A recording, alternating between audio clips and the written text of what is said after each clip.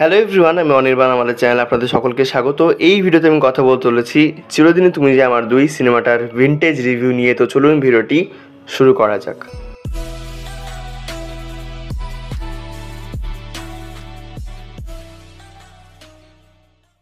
তো চিরদিনই তুমি যে আমার দুই সিনেমাটা নিয়ে কথা বলার আগে চিরদিনই তুমি যে আমার সিনেমাটা নিয়ে একটু কথা বলি। তো আমি যখন চিরদিনই তুমি যে আমার দেখি তখন আমার বয়স খুব জোর 8 কি 9 হবে, এবং ওই যে শেষের যে পোর্শনটা যেখানে রাহুল মার খায়, পাগল হয়ে যায়, ওই ক্লাইম্যাক্সটা এতটা হন্ট করেছিল যে আমি দ্বিতীয়বার কোনোদিন সিনেমাটার মুখ দেখিনি। টিভিতে মানে টেলিকাস্ট হলেও আমি দেখতাম না।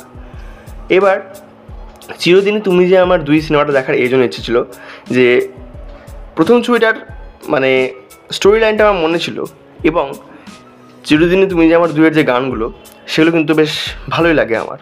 মন বোঝে না হোক, একা একলা মন হোক, তো গানগুলো সত্যি খুব ভালো। তো আমি সিনেমাটা ফাইনালি দেখলাম, আপনারাও দেখতে পারেন। হইচইয়ে এবং জিও হটস্টারে রয়েছে, মোটামুটি 1.5-2 ঘন্টার ছবি। এবার আমি যদি এক লাইনে এই সিনেমাটাকে রিভিউ করি তো বলবো যে একবার দেখার মতোই ভালো ছবি, কিন্তু একটু ডিপ্রেসিং ছবি। এবার মজার বিষয় দেখুন, চিরদিনই তুমি যে আমার রিমেক সেটা তো আমরা পরে গিয়ে জেনেছি, আর এই চিরদিনই তুমি যে আমার দুই এই সিনেমাটাও কিন্তু রিমেক। এবং এই দুটো ছবি, যেই ছবি দুটো থেকে রিমেক করা হয়েছে, সেই দুটো ছবির পরিচালক কিন্তু একই, বালাজি শক্তিবেল। তো বালাজি শক্তিবেলের ওই 2004 সালে কাঁধাল বেরিয়েছিল, যেটা তাকে পপুলার করে, এবং সেখান থেকে আর কি চিরদিনই তুমি যে আমার রিমেক হয়, আর সেটাও কিন্তু বাংলায় খুব পপুলার হয়। রাহুল প্রিয়াঙ্কার প্রায় কেরিয়ার করে দিয়েছিল, রাজেরও কিন্তু এটা কেরিয়ার করে দিয়েছিল। এবং চিরদিনই তুমি যে আমার দুই এই সিনেমাটা আমাদের বালাজি শক্তিবেলের ওই ভাজাক্কু N89 বলে একটা সিনেমা আছে, সেখান থেকে আর কি রিমেক করা। এবার দেখুন দুটো ছবির মধ্যে সিমিলারিটি কী আছে দেখুন। নাম দিয়ে দিলেই তো হয় না, আমি একটা সিকুয়েল নাম দিয়ে দিলাম তাহলে কি সেটা হয়ে গেল? তা তো নয়। হ্যাঁ, নামের রাইটস ছিল শ্রীকান্ত মোহন্তার কাছে, সেটা আলাদা বিষয়। এবার দুটো ছবির একটা জায়গায় কিন্তু সিমিলারিটি আছে, সেটা হচ্ছে গরিবের প্রেম। এবার আমরা যে বলি না যে বড়লোকের প্রেম ডেট, গরিবের প্রেম হচ্ছে লটর পটর করা মেয়েবাজি ইত্যাদি ইত্যাদি।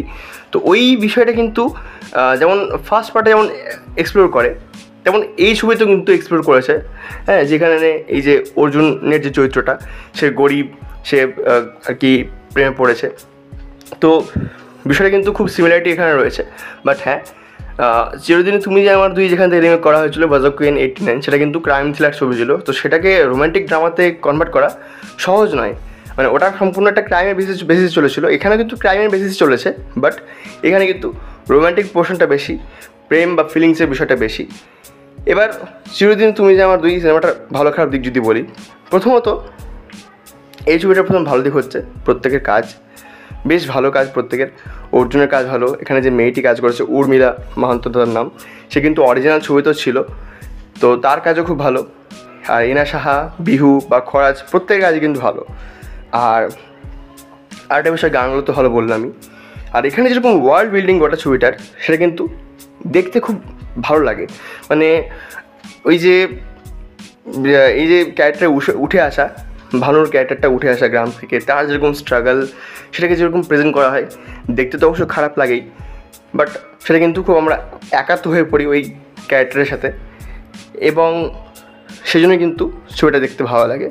হ্যাঁ, তবে পুরোটাই প্রেডিক্টেবল ছবি, সেকেন্ড হাফটা তো পুরোটাই প্রেডিক্টেবল। হ্যাঁ, আর ক্লাইম্যাক্সটা হয়তো আপনারা প্রেডিক্ট করে নেবেন যে কী হতে চলেছে, বাট ওই যে ক্লাইম্যাক্সের পোর্শনটা যখন আসে না, তখন কিন্তু খুব ডিপ্রেসিং লাগে। মানে ছবিটা কিন্তু প্রথম থেকে ডিপ্রেসিং। এই যে ভানুর যে ক্যারেক্টারে উঠে আসাটা, যে স্ট্রাগলটা, সেটা কিন্তু বহুত ডিপ্রেসিং। এবং ক্লাইম্যাক্সের দিকে যখন যায় ছবিটা, সেটা কিন্তু খুব ডিপ্রেসিং। তো ওইখানে গিয়ে আপনার মন খারাপ হবে যে এটা কী হতে চলেছে। এবং ওই পোর্শনটা যেটা নেওয়া হয়েছে ক্লাইম্যাক্সে, সেটা কিন্তু একটা অরিজিনাল মানে নিউজ ছিল, অরিজিনাল ঘটনা ঘটেছিল, সেখান থেকে ইন্সপায়ার হয়ে ক্লাইম্যাক্সটা তৈরি হয়েছে। তো আমার সিনেমাটা ভালো লেগেছে, কিন্তু সেকেন্ড হাফটা বড্ড মানে কী বলবো, প্রেডিক্টেবল। এবং প্রথম হাফটা কিন্তু ঠিক আছে, ভালো, কিন্তু মনে হয় যে সিনেমা এগোচ্ছি না, খুব স্লো হয়ে যায়, খুব স্লো পেস একটা ছবি। মানে 2 ঘন্টার ছবি তো আপনার মনে হবে যে অনেকক্ষণ ধরে চলছে, তো সেই থেকে একটু দুর্বল লাগে সিনেমাটা। তো এই ছিল আমার রিভিউ। ভিডিওটি ভালো লাগলে লাইক করুন, কমেন্ট করুন, শেয়ার করুন, আমাদের চ্যানেলটি অবশ্যই সাবস্ক্রাইব করুন। ধন্যবাদ।